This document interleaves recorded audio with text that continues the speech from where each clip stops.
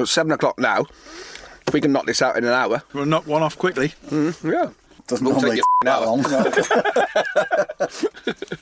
You know him as well, do you? Right, ready? Always recording. Always recording. Here's Jason Mohammed in that famous Cardiff City shirt. He'll be the one to take the free kick, stands over the ball, 25 yards out. Bellamy to his right, curls it. Oh my word, what a finish! A beauty from Mohammed. Keeper absolutely no chance. So here we go at Craven Cottage, a cold and frosty New Year's Day, and it is Fulham who get us underway. And Hamill picks up the ball and shoots! What a goal!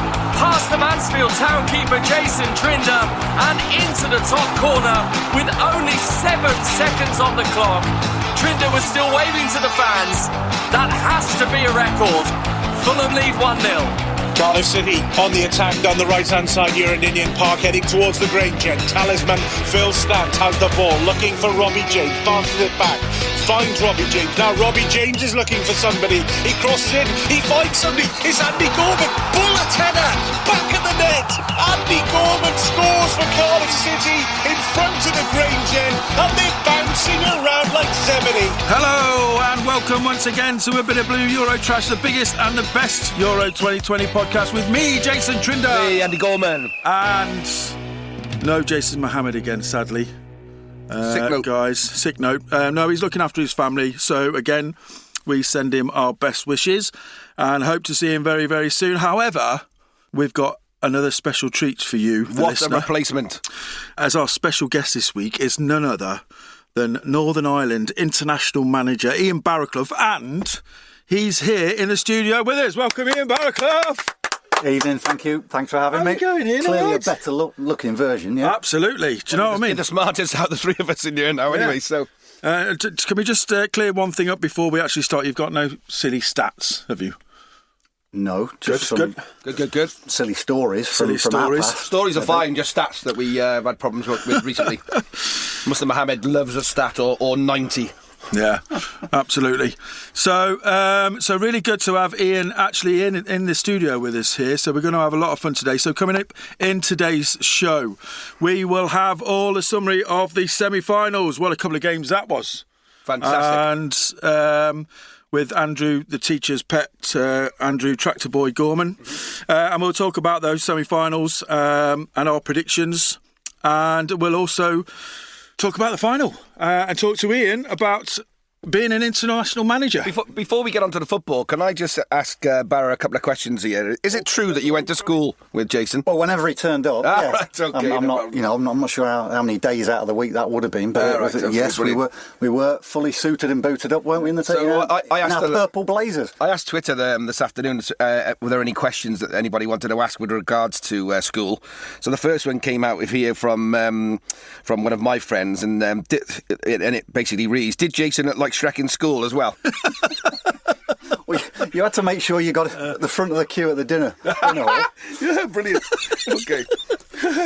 I wasn't. Yes, I mean I did attend the same school as Ian. And we did obviously when I did turn up, because I was normally on a field somewhere, on a sports field, being a sort of Ronaldo type, trying to make myself a better player and things like that. Sadly, it didn't work out. With Mr. Gofton. Mr. Gofton, Johnny remember Gofton. Mr. Gofton, Johnny Gofton. History teacher, but he took the football team as well. Yeah. Now, I've got another question here, actually, and we know, or everybody knows, the fact that when you're in school, the well-built kids, let's say, always ended up in goals, and obviously Jason's a goalkeeper. So, any comments on that? Well, I was very much a skinny runt, so I ended up on the wing. But no, he was all right. He was sprightly. We did back in well. them days. He's not paid me to say that. We had a great football team at Guthlaxton College. We had a great team, didn't we? And there was a few players that went on from there to play the game for a long time, including Ian himself. Yeah. We did win the under-16s All-English schools final. Well, we won it. We shared it 2-2. Can you remember that? A team down in London. Can't remember the name of that team, but we did. Yes, we did. All right, okay. No, we had good. Who else went out? There's a couple. I mean, you obviously went off to play for Leicester City. Richard Smith. With Darren, well, he wasn't at our school, but Rich Smith was from there. But Darren Stevens was in the same team. He went to Leicester. Norman Leet. A few years back then, yeah. Norman Leet. He played centre half for Leicester. Yeah. He was either going to be a politician or a footballer, wasn't he? Norman Leet. Yeah. And just one more thing. It's pointless asking really whether you had any girlfriends in school. Me? Oh, mate, I was batting them off with my ruler at school. Across the knuckles. And that's not a euphemism. I was going to say, is that something that we shouldn't know about in Leicester? Oh, I was full of zits and had big ears, so that was before he gets that one across there. Fairness. But like we get him in first, though. Barrow did struggle at school. Do you remember that the used to go to Edmund Byers in the northeast? Because that was where Johnny Gofton was from, and we used to go on a trip. Used to play a game up there and end up playing darts and pool in the pub at the age of 15, I think. Right. There was a pub across the road from the school. Might have to edit that. Do you realise that our listeners here are not got a clue what you're talking about? What you didn't go to the pub during the break time across the road from the school, didn't you? We didn't have a pub. I didn't go to school, so I just went to the pub down the road from my house. What was the pub across the road? I don't know. I never frequented it. The Star or something, wasn't it? The 1852. 1852. Well, that was the year. Great days. Great days that we don't know anything about apart from you two. So anyway, we did the last podcast with Joe Calzaghe. That was good. Fantastic, that was. But we've gone another step up, Andrew, to get an international football just manager. To mention as well is the fact that you did your Michael Buffer at the start of that, which I thought was absolutely shit. Me and Michael. But Michael Buffer actually has tweeted and come back to you that he's worried about his job. He did. Fair play. Which I thought was very nice when he said some very kind words. Yeah. So I bet Joe Calzaghe's happy though. Will Italy get to the final? He is.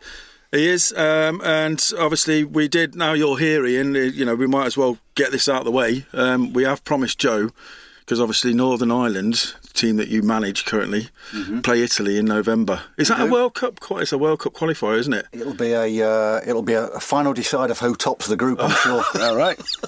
I'm sorry. I'm not laughing. I'm not laughing. I'm just very, very serious. It's just the way he looked at me when he said it. No, I'm sure it will be. You've got every chance. I mean, you've got a good side, and obviously with you at the helm, better things are sure to come. But yeah, sorry. Nice to say so. You don't have to say that, but being far too nice to me. What's coming later on? Yeah, We've also given him some Tesco finest white chocolate cranberry cookies, which we nicked from Rod Gilbert, and some fruit gums. Very nice. Are they sponsored as well? Roundtree sponsoring it? Are they? Roundtrees? No, we have given San Pellegrino a couple of plugs on this show, but it's fallen upon deaf ears. Well, we've just given the 1852 pub a bit of a shout out as well, haven't we? And Tesco. And Tesco, yeah, can't believe that. I was in Tesco early on, and I just had a stack of bloody toilet rolls fall on me in Tesco's earlier on this afternoon, yeah. It's okay, I'm all right. There's only a bit of soft tissue damage.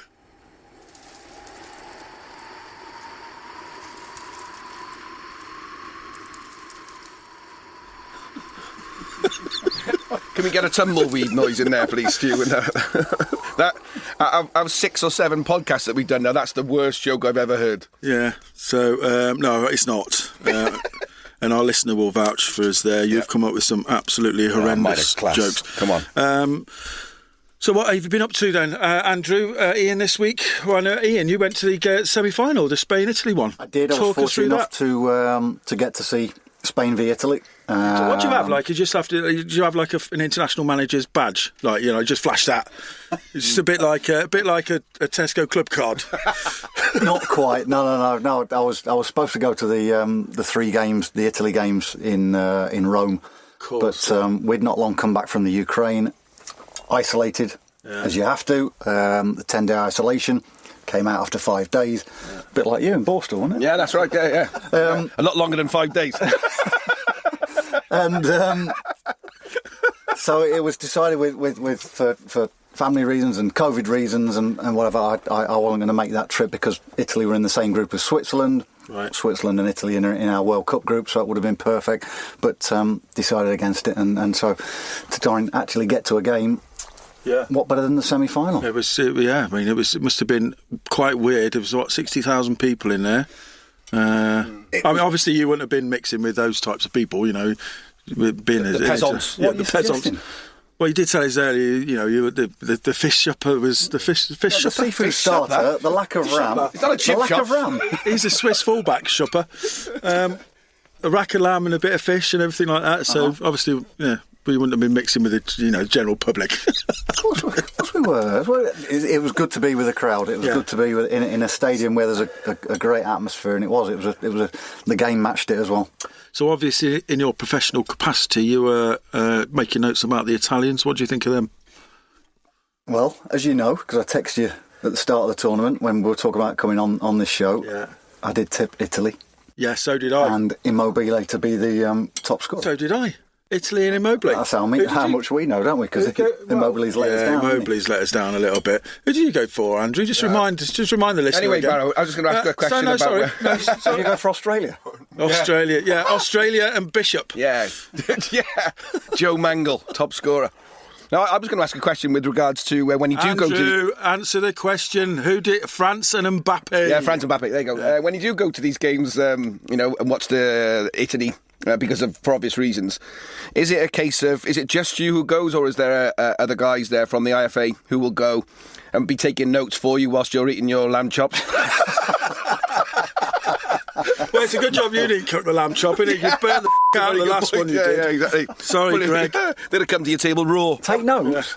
It's all up there. Oh, it's all up there. Ah, right, okay. At least it's an intelligent one in here today, then, definitely. No, it's. I am a note taker, and I take a book normally, but because I've seen Italy quite a few times anyway, and clearly we played them in March, and we're beaten by them 2-0. You know, it's just familiarising yourself again with the way they play, different changes that they can make, and when you're actually at the game, you can glean far more information than what you do when you're watching it on a screen or a laptop or wherever. So it's always good to be at the game, and I end up watching the coaches and the managers as well, and see how they react to certain situations. And it's how they waistcoats, sort of stuff like that. That's what I was coming on to. Because I mean, Luis Enrique in a pair of jeans, white pumps, it's just, and a grey school jumper. You'll be going up because obviously dressed, you know, smart like you like that today. You see yourself on the touchline in this new sort of managerial, casual get up. I've always been shirt, tie. I did see that. But then for the summer tour, we went and played Malta in Austria, and we played Ukraine in the Ukraine before they went to the Euros, and I went a little bit more casual, and I have to say, it did feel, you know, you're not adjusting your tie around the neck, and we got a game. We got a win against Malta, so we might have to stick to that one. I don't know. Superstitious, yeah. Don't know yet. I got a picture of you, so I'm just trying to find it. I'll find it in a minute. With you when you've obviously got the job and you're with the Northern Ireland scarf and then you've got the grey suit on. You look a lot. It's like a David Brent sort of suit, I would have said. Mike Bassett. Well, we'll play Tonka on the wing. We'll be all right, won't we? Yeah. Where does it say Benson and Edges on that? So you're obviously got the World Cup qualification. I mean, you were very unlucky, I must say, not to qualify for the Euros. You got beat in the playoffs. Slovakia. Against Slovakia, and I thought you were unlucky. Obviously, watched that closely as a friend, hoping that you'd get through. Well, we went, having gone one down, I thought we continued to be the better team and created chances. Got the equaliser late on in normal time, then hit the post just before the final whistle. Kyle Lafferty, and then you're thinking there's only one team going to win it because they looked out on their feet a little bit, and a breakaway goal, which a bit of fortune hit Johnny Evans on the arse and fell to the striker, who then struck it well, and all of a sudden you're chasing the game again, and you know, I didn't see that coming in extra time. I thought it was only us that were going to go and score it. But and no, it's whether it's on a referee's decision or the roll of the ball, or you know, you've got to take those chances when it comes your way, and it didn't. Fine margins, isn't it? Mm-hmm. Yep. So yeah, disappointed for the team not to be playing at this championship. But you've got the World Cup coming up. So in that group is Switzerland, Italy, Bulgaria and Lithuania. And when's your next game? September. We've got 3 games, triple headers. So I mean, it took over last year, almost a year to the day actually, and you know, it's triple headers throughout now, which is you know, we've not had to contend with that before. Certainly all the COVID situation, you know, you're still within your bubbles. You know, the lads love to come over to Belfast, see family, friends, you know, spend a bit of time outside the hotel, but it's not possible. So you know, you're contending with stuff. September should be a bit easier. What's it like over in Ireland? But you've still got to like stick within your bubble at the moment, as far as we know. Yeah, things are starting to get better and ease slightly, but you know, it only takes one case of COVID, and what was it this week? The Lions. Lions, the Lions, you know, members of staff, and the whole England cricket team as well. All of a sudden they're out because one person's, you know, in contact with somebody else, and it's so it doesn't take much. So it's I don't want to be known as the COVID manager, and it's. You know, we get together again in September. Hopefully, lads are playing at the clubs. The pool of players is you know, is not as big as maybe Scotland, certainly not England, and Wales for that matter. And it's always going to be tough, but I'm enjoying it. It's a big challenge, and the lads and staff have been top class since I've come in. Can't ask for any more. And you know, we're bringing young players through. It's almost a transition period to bring younger players through now. The squad's been quite settled for a number of years, and you know, I think trying to bring fresh blood, younger blood. So how do you go around then? You obviously have to go around watching Irish players playing for whatever club or, you know, whatever no standard. Way he doesn't, does he? Well, wow. It might sound a stupid question. It probably is, but do you actually? You're going to say, what the do you do? what do you do? No, do you go to? Well, because you see a lot of players now choosing countries to play for. I mean, like, he's Irish for a start, right? And he chose to play for Wales. See, careful, because you're saying Irish and Northern. There's Northern Irish and there's Irish. He's Ireland, right? He can't tell the Republic of anything. He can't. The Republic of Czechoslovakia. But you obviously got players that have got some sort of connection with that country. Are you out in Ireland? I will. I'd certainly looking at players. Keep an eye on what players that are playing within Northern Ireland. The Northern Irish League is getting stronger and stronger by the year.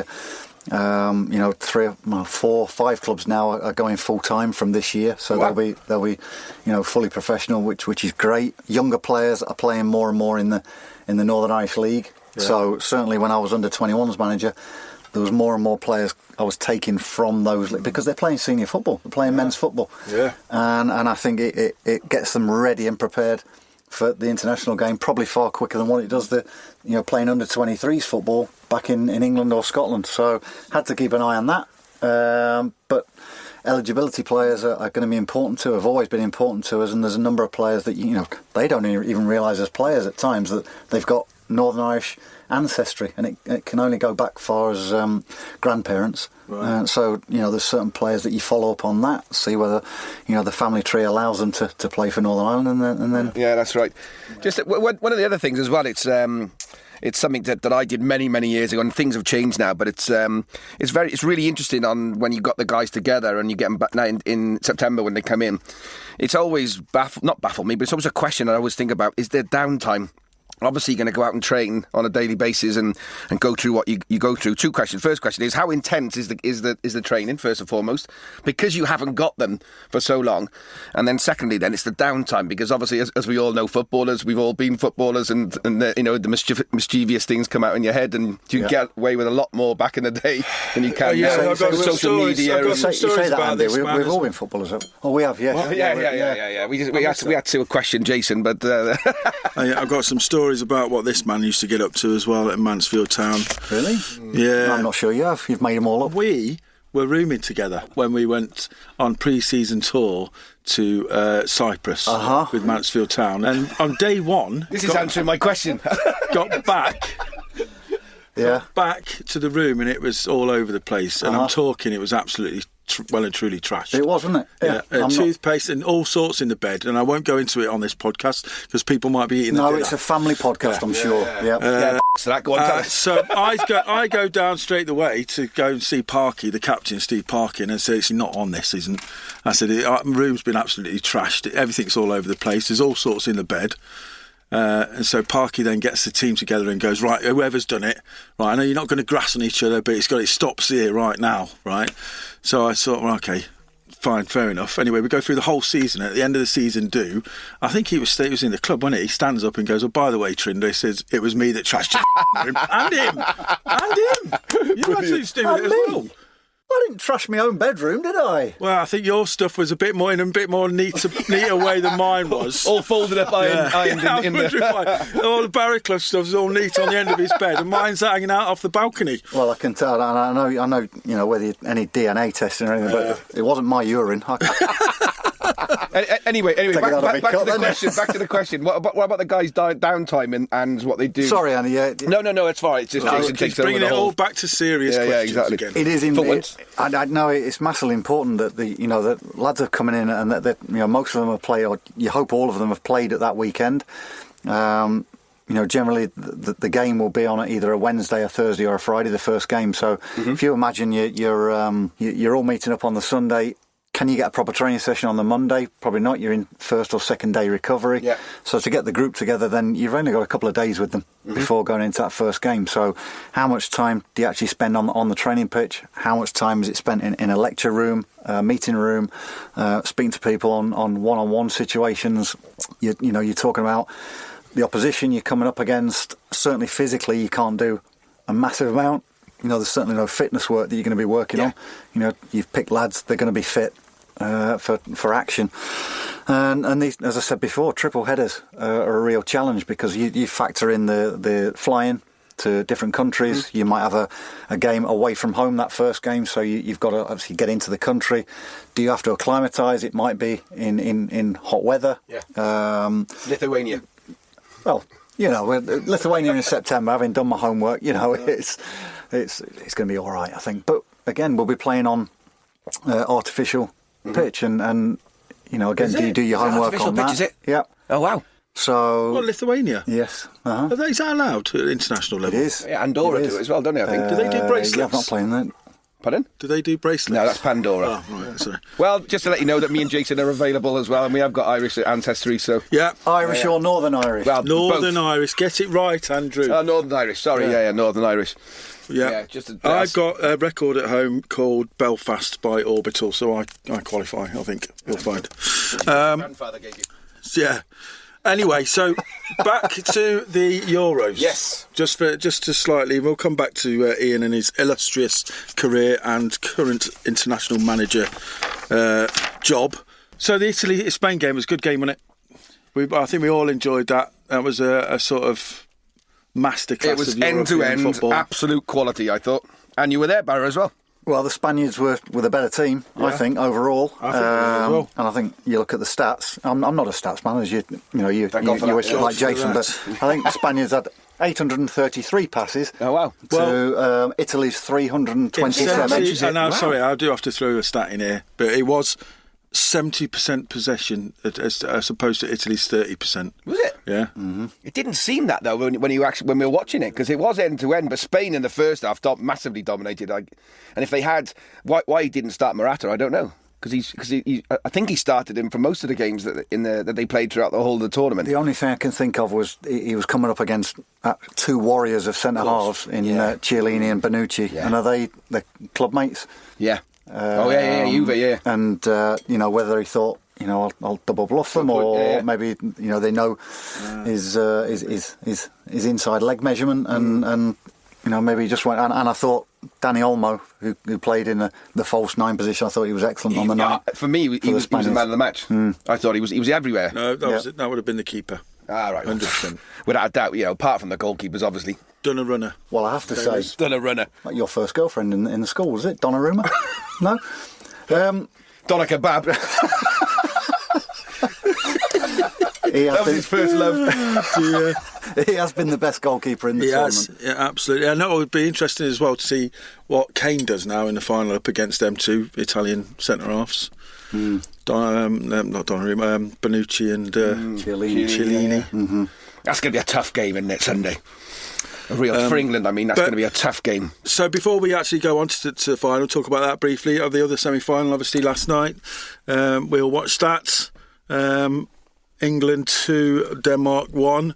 What did you think of that game? I think, again, you've got to sort of take your hat off to England and sort of Southgate and what is, and how he's sort of approached this tournament.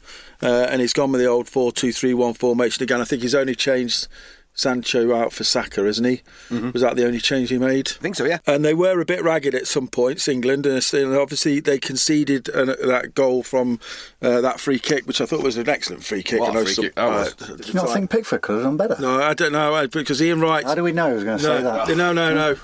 That was goalkeeper union. This is a power he's hit it with, I think, God, as well. Yeah, wow. And to get it up and down that quickly, it'd do well if any goalkeeper's saving that. The amount of dip that he got.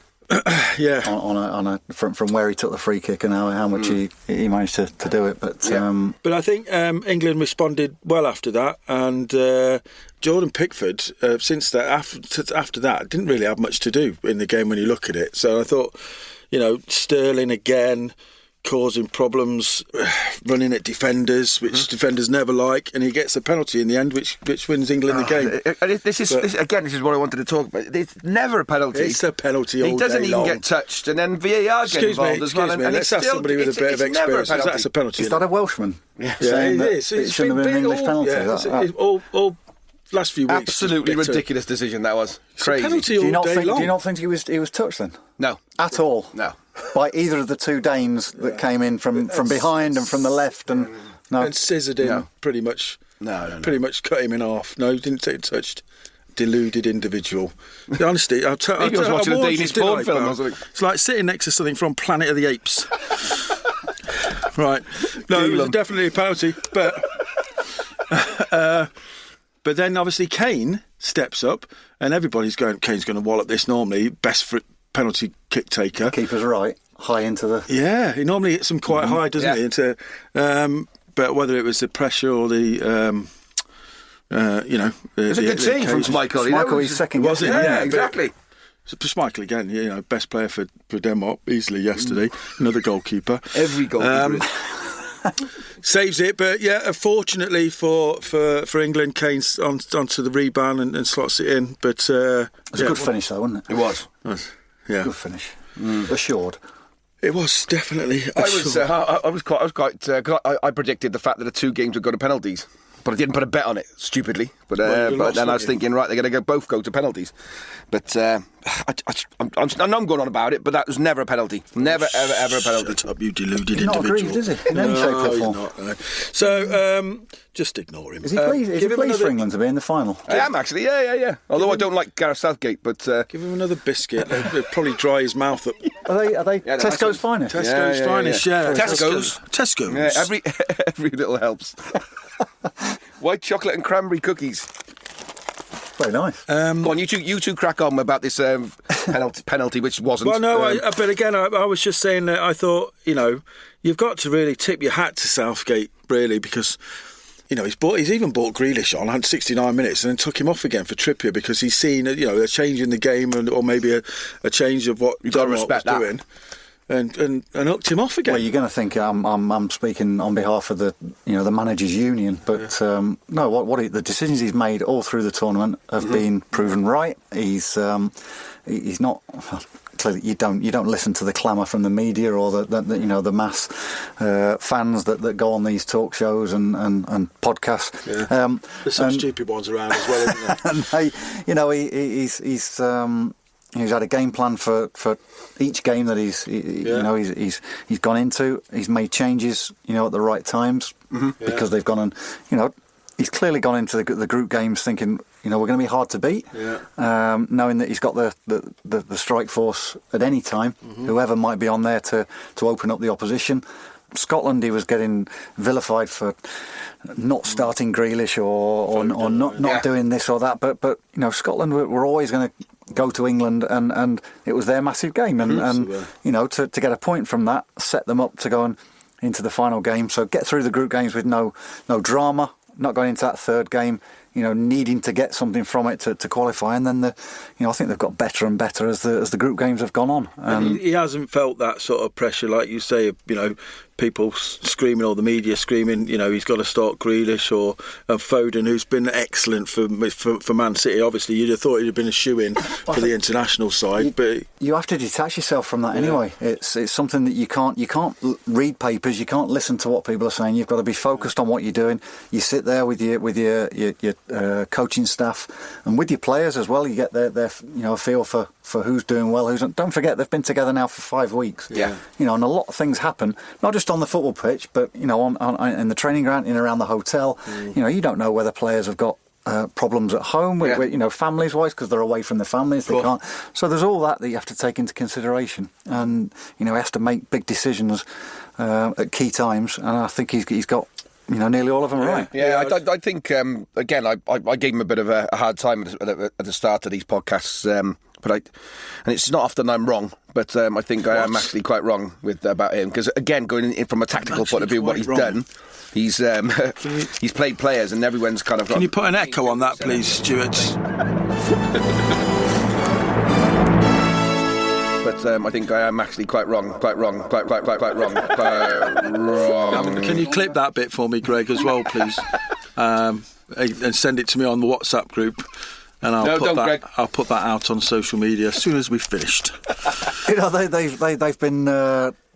They were vilified for starting the tournament slowly, but they've got better and better, and they look the stronger team against Denmark.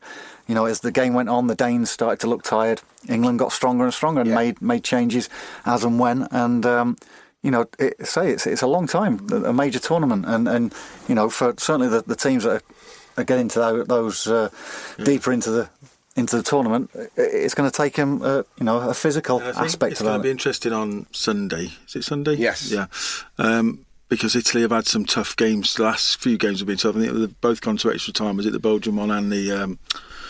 They looked tired the other night against Spain. Definitely. Spain, Austria.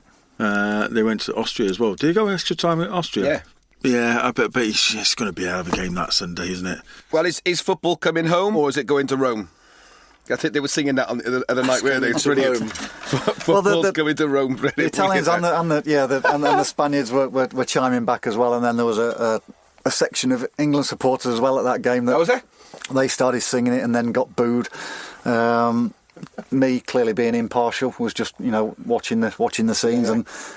It's strange. Your lamb chop bones around. You're going to try and say that I'm an Englishman that's fully behind England to go and win the tournament, but I feel emotionally detached from it. Oh, do you? I don't. I was at my brother's house last night watching the semi-final, and all the so my nephews were there as well, and that when England scored, clearly they were up out at the seats of settee, and I'm sat there thinking, yeah, good goal. Well, I didn't feel pent up or nervous about it, and it's strange because I Northern Irish clearly means I'm not going to get the England job. Well, do you know, you're going down the same sort of, you did the under-21s with Northern Ireland, you're now the first team international manager, a bit like Gareth Southgate. You've got to get yourself sorted out with all the clobber and the waistcoat, bit of a beard, and do that when you win a game. I can't grow a full beard. I've got patches in there and everywhere. Yeah, still youthful. So you never know. You might be in the next tournament's well, final. With the under-21s he's taken on, he does know those young players, and similar, we talk about young players in Northern Ireland, certainly coming through, and I think that was part of the reason of me taking on the senior side at the time, and hopefully we can. It'd be great to replicate something like that. Yeah, brilliant. It's, to get to a major tournament is the be all and end all. I see you pulling it off, Barrow. You're going to pull it off. Careful. We're not back in that room again. We are going. That's what all that mess was. And don't forget, by the way, we're coming over to support you as well. We are apparently for the Italy game. Me and obviously me and Andy, and we'll bring along a couple of our Italian friends. You mean you're carrying Joe Kawasaki's bags? Yes, I am. Yeah, okay. Driving him there. Yeah. Right, yes. So if you could make sure that we've got some rack of lamb, and do they do rack of lamb at Windsor Park? Get you met at the airport by Carl Frampton, and okay, that'll be Carl, if you're listening. Be sorted. Of course he is. Yeah, good. So, only the 2 games to talk about, but I think a lot of people predicted it's going to be an England-Italy final. It's going to be a cracking game. It is. I'm going to get Mr. Gorman's score prediction. Okay. He's going to say, no penalties, Italy. Go on. No, I'm not. All right. 1-1 penalties. 1-1 penalties. 1-1 penalties, Italy win. Oh, God. 1-1, Andy Gorman, pens. Well, I know you're going to go for Italy. I'm saying that. No, J-Wo's going to go for Italy as well, because he picked Italy from the start, as you did. Should we do our normal thing? Jason, what do you think the score's going to be? I'm going to go Italy, yes. Italy 2-0. That's Sound it. anything like him? Sounds more like David Bellamy. And you look like David Bellamy. I thought we'd come back to Planet of the Apes again. Exactly. What did Jason say? He's going to go for it. No, he did say England would win, didn't he? He picked Harry Kane and Italy. Okay. I mean, overall winners? Yeah. Italy and Harry Kane. I did say Italy and Immobile. You did at the beginning, but I do think England are going to win. Do you? Yeah, I think England are going to win 2-1 in normal time or 90 minutes. Yeah, 90 minutes. Very good. There you go. I've written it down. Brilliant. So, sorry, I'm rustling my paper. Do I get a go? Sorry, exactly. No, I know you sat me in the corner. Baraclough. No, I actually gave you my seat today, so be grateful. Right. I wonder why there's plenty of room. Yes. It's extra wide as well. Reinforced. Crammed me in the corner in here. I feel like a boiled egg in the corner. Go on then, Barra. Desmond. 2-2. Yes. Normal 2-2. time and then... Penalties or? Who knows? I've got a feeling it'll go to penalties, I do as well. I do. I think I hate that. I hate big finals going to penalties. I hate it. Why? It's just, I just What don't would you think do? The toss of a coin? just play till somebody scores. Pick straws? Scissor, paper, stone? You could do that. Well, yeah. Did you know? Is a stat for you or not? Up you go, strap yourself in. When Italy won in 68. 68, thank you. Yeah, didn't they go through one of the rounds, through the semi-final, into the final by a draw in lots? No way. By a toss of a coin. Wow. Look at you. Have you got the laptop with you? I'm sure they did. There's something there for the listener to find. If it's not true, just make it up and say that they did. But, that definitely happened. So hang on, you've gone for Desmond 2-2, but you're not said who's going to win on pens. I don't know. I haven't got a clue. It's that close, isn't it? I don't know. I'm not a betting man. You're going to that. get England on pens. That's what you're going to go for, Barra. Come on, England on pens. It's going to be a good game anyway, isn't it? It's got to be Let's just hope they don't cancel each other out, which I don't think they will, because Italy will come out and play. I think that's the benefit from it. I think they both will. They will. Both teams will, and the Italians are known for their dogged defensive play, but like Roberto Mancini's changed that. He's playing a more expansive game. Yeah. So anyway, Barra, so let's get on to back to you then, with obviously Ireland.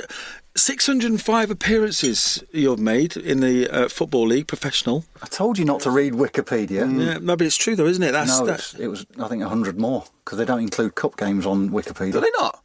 All right. There's another stat for you. I don't know. Bloody hell.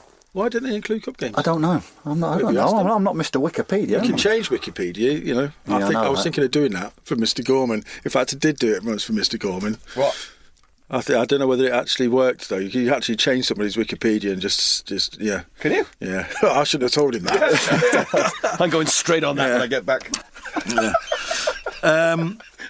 Well, I can only go by that then. But yes. Obviously, we know each other from Mansfield Town days. But you actually, you played over 200 games for Notts County, and obviously 125 games for QPR, 134 games for Scunthorpe, and then you were the manager of Scunthorpe before going over to Sligo Rovers and being what is written down in the internet as their best manager at Sligo Rovers. Well, that's clearly not been doctored, has it? Yeah, that's clearly not been doctored. By me. That was you, yeah. A spell at Motherwell before you took the Northern Ireland job. How do you spell Motherwell? What? I thought that's what you just said, didn't you? A spell. How do you spell? Oh, see, I thought you said, how do you spell Motherwell? Honestly. It's not countdown. Amateurs. A spell. A spell, right, Yeah. Sorry. I thought you asked how you spelled Motherwell. But yeah, you've got a great career.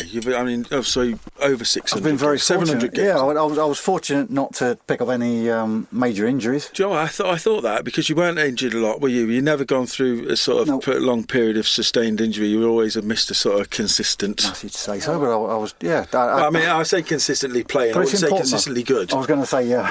Out of those 700 games, how many decent ones? Yeah, you start counting on your hand. Well, yeah. 50 goals. Yes.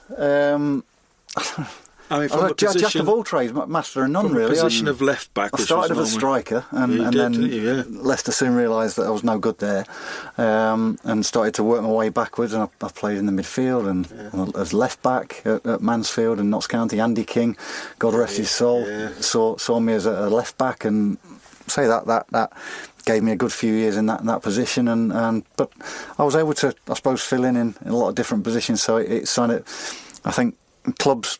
Yeah, they always need someone who can play in various positions. So I was able to sort of get 40 odd games per season, and say fortunate with injuries. So over 20 years as a player, I was really enjoyed it as well. Who was the best player you played with and against? Don't say Jason. Hang on, where's Jason Mohammed? Is he going to put the clanging noise in or not? No. I was fortunate enough to play with Gary McAllister. Oh, well.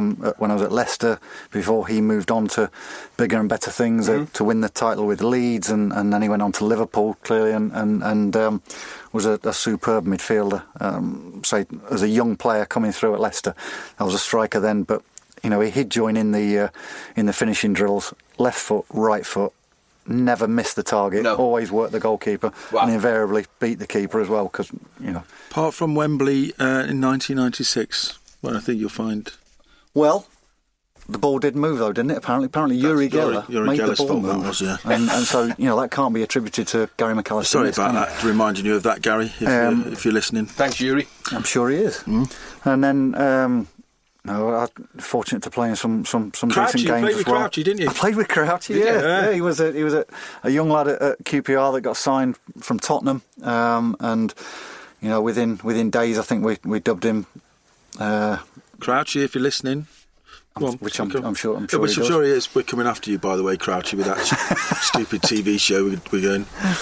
No, but he was say 6'5", nothing on him, and straight from Fools and Horses, and he was it was brilliant to see the way his career flourish, and where he got to was unbelievable. Really, he's a great lad, and you wouldn't begrudge him having the career he had as well, because he was worked at his game and played at the very, very top. Yeah. So to be able to sort of be part of that, to see someone like that come in, develop, and go on and play the games that he did, play for England, play Champions League, and it's great. But the best player to play against, Dennis Bergkamp, I think. Oh wow! And it was one of my idols. It was probably one of my best days. Playing against Arsenal, which was a team that I quite liked when I was younger. I can hear some people thinking he was an Arsenal supporter, but I'm a Gooner as well. So I can't really say I was a Gooner because I'm from Leicester, played for Leicester, and current FA Cup champions were, but to play against Arsenal that day was, I felt was going to be special, and we ended up getting beaten in the FA Cup 6-0, and Bergkamp got a couple. Bergkamp scored all 6. Vieira, Will Tord.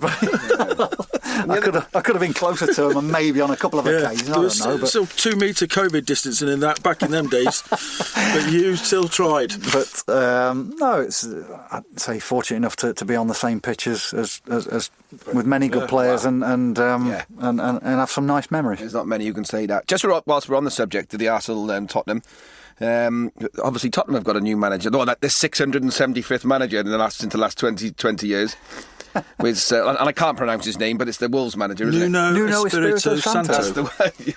Yeah. Well, you both admire him because of his beard, don't you? Ah, definitely. Yeah. Well, you look. Well, yeah. He looks a little bit like him. Well, he's got his tan, and I've got his beard. So he's got himself a new job. Haven't you? You got yourself a job this week, didn't you? I did.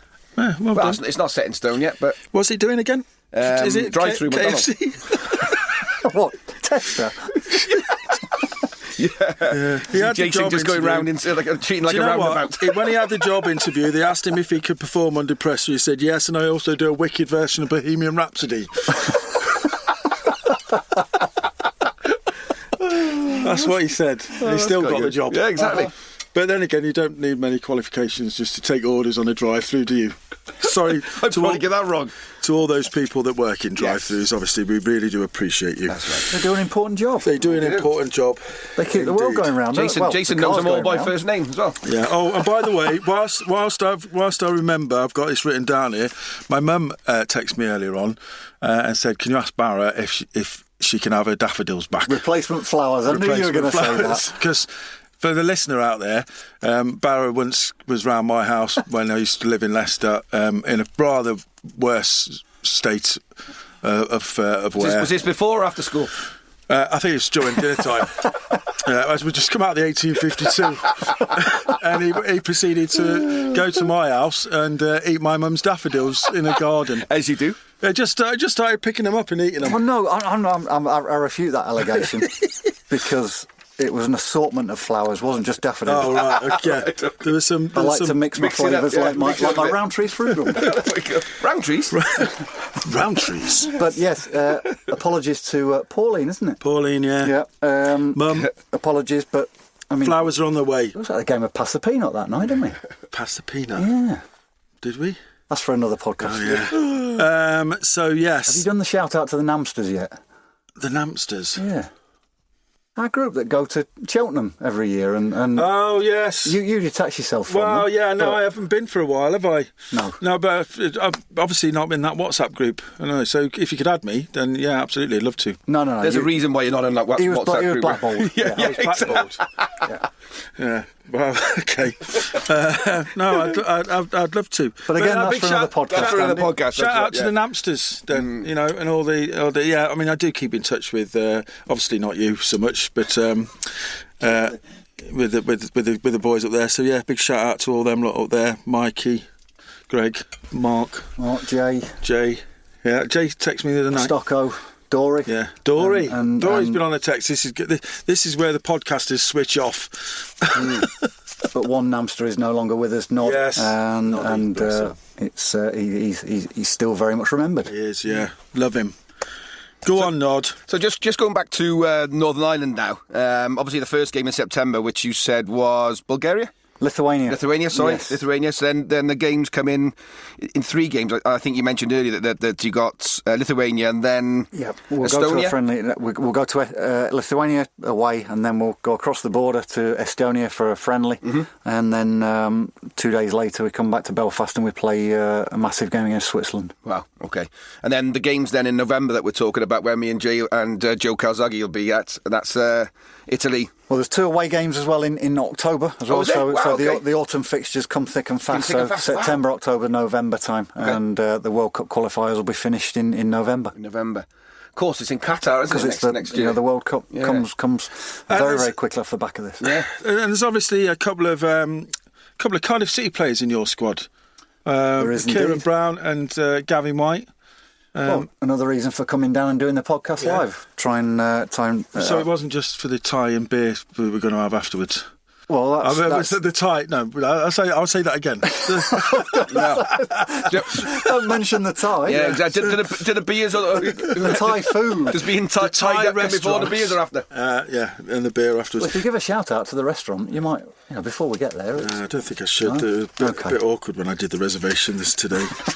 No, we shut at 9 o'clock. Get here earlier. No, we've got Kieran Brown and Gavin White with Cardiff City, and obviously Kieran, young lad, has been on loan.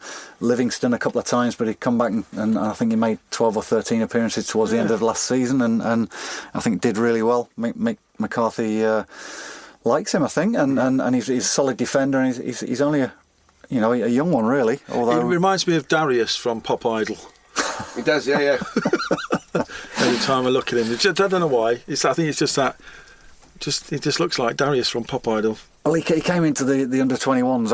I selected him for the under-21s, and he hadn't even had one training session with us when we went and trained with the seniors. When Michael O'Neill was involved, he was in charge of the seniors, and there was a couple of injuries that happened, early on, or I forget. But a couple of the players came back off from their games at the weekend unsure, so he needed to take a couple of players. We were training with the seniors, mixing them all in, and Michael went, "I'll take him." and it was his first time. Wow. He's an eligibility player, so he's got Irish grandparent, I think, and so. We hadn't even worked with him with the under-21s. He went straight into the seniors and ended up making his debut against Luxembourg at Windsor Park. And so he came back with the 21s a couple of times, but it was a real baptism of fire for him. Wow. And he's come from non-league anyway, non-league background. And I think he's into the Championship now, and I think he'll be a big part of Mick McCarthy's plans. So who's your favourite player in the squad? Then every manager's got a favourite player. No. You can't ask that question. You're worse than my daughters. You are. You Come can't on, ask who's your questions like favourite that. player? Who's the teacher's pet? I haven't got one. Southgate's got one in Harry. No. Do you know what I mean? No, I refuse to answer that. There are no favourites. I don't blame you. I think it's the goalkeeper. What's his name? Looks like Clinchy. Doesn't he? Bailey Peacock Farrell. Bailey Peacock Farrell. Or there's Connor Hazard. Or there's Mick McGovern. Well, the one that plays. Or there's Trevor Carson. The one that you like the most. Well, I've got to name all four of them. And there's Liam Hughes Bailey. as well, a young lad coming through the 21s. Looks like a friend of ours, Michael Clinch. Bailey Peacock Farrell. Yeah, does. So he's your favourite. So there we are. Well, if you say so, I'm not getting drawn on that one. But it's obviously been difficult because since you've taken over, it's been COVID, hasn't it? So you haven't had the fans in the stadium. No. I mean, you've been over in Ireland before working. Yeah. But Northern Ireland. but not. Yeah, this is Northern Ireland. Right, it's Northern Ireland. But you've been in Ireland before with Sligo. Northern. Sligo, is it? Sligo, yeah. That was Southern Ireland, yeah. Southern Ireland, yeah. But how have the fans reacted to you and taken to you, getting a lot of love? I just love the island of Ireland as a place anyway. and I'm not just saying that when I went to Sligo over the west of Ireland, I was treated like a king. It was they were great, and we had some success there over the 3 years. And then since taking over the 21s, I think we had a bit of success with them with coming runners up to Spain and beating Spain in Spain. I think that was the first time they'd been beaten as an under-21s really? for 10 years on home soil. And then taking over this job, it's been difficult because the fans haven't been allowed into the ground. So the atmosphere that gets produced at Windsor Park, the National Stadium, is for me second to none. It's 18,500, and it doesn't seem a lot, but within that. Remember when England well, it was back in the bad old days, I suppose, when there was trouble. There was trouble in the crowd, wasn't there? Yeah, but let me get this right. England fans have now latched on to Sweet Caroline. Yeah. It's a Northern Irish anthem. Oh, is it? They sing it the best. Do they? And no trying to jump on the bandwagon. No, all right, well, stick to the coming home. Yes, England. Leave Sweet Caroline. Get your own. Yeah, exactly. Well, the English have nicked the Welsh song as well, haven't they? Which one? The one that they sang at the 2000s. Don't Take Me Home. Don't Take Me Home. Oh, yeah. Everybody's nicked that, though, haven't they? Yeah. Everybody sings that. Even anyway. the darts. So you can't really. No. But Sweet Caroline is the Northern Irish anthem. So back off, England fans. Hairs on the back of the neck stand up when they. Do they still when they fight sing you for that. a fiver over there as well? I don't know what you mean. Oh, okay. You're not going to try and get me in trouble with Northern Irish people, are you? No, so whenever I've ever been over to Ireland, it's the first thing they'll say to you, isn't it? I'll fight you for a fiver, isn't it? What are you driving now then? What the IFA? What did you call it? The IFA? What are they giving you? Company car? No, we just get an allowance. So, do you? Okay, yeah. so they let you go. Okay, you don't have to sneak with "I'm the Island manager" written on the side of your car. I'll fight you for a fiver. Like Cockpiss Partridge. Northern Ireland. Not the Island manager. I'm just asking you what you were driving, that was all. You still got that Mercedes? No, I haven't. Is it still got that Renault Megane? Are you looking to get... How many more names can you throw out Can I just read you something from Top Gear magazine? It's okay, no, I've got it here. It's all right. With a mere 90 brake horsepower available, progress is too leisurely to be called fast. But on a motorway in fifth gear, the Megane really starts to become a pain. Uphill runs become power-sappingly mundane, and whilst overtaking National Express coaches becomes a long, drawn-out affair. Well, like this, what you're talking about now. Not my words, long drawn-out affair, isn't it? Top Gear magazine. Right, let's close it out then, shall we? I'm starving. So, thanks very much, Ian, for joining us. It's been brilliant. Really appreciate you coming down. I mean, to have a guest in the studio, and it's been brilliant. And obviously, Jason's not with us, so get well soon to Jason and his family. But it's been brilliant having you here. Thanks very much. Appreciate you been a inviting more me. than adequate stand-in for the That's what I was going to say. Do I get the gig next week? I think so, yeah. Definitely. So really thank you for coming in. That's about all we've got time for this week. We'll be back for the final show where we are discussing obviously the final of the Euro 2020, England versus Italy. We'll be recording that on Monday after we watch the game on Sunday. The usual sponsors that we'd like to thank as well. We're extremely thankful to iStadia, Hawks, and also Zenith Print and Packaging, Kestrel Construction, QTS Industrial, and Giovanni's Restaurants, and not forgetting our charity as well. Please don't forget the Motivation and Learning Trust. Thank you for anybody that's gone there to the website and clicked on the link to make a donation. All the details are on our website, www.abitablue.co.uk. Go there and subscribe. Get all the details of what we're up to. Thanks for all your lovely messages. Keep them coming in on the Twitter socials. Really, really nice comments there. Thanks to Greg, our sound and audio engineer, for supplying us with all the biscuits and the drinks. Brilliant. And Stuart, our music producer and editor. Thanks to Ian Baraclough. Thank you, Andy Gorman. Thanks for listening. See you next week. Bye.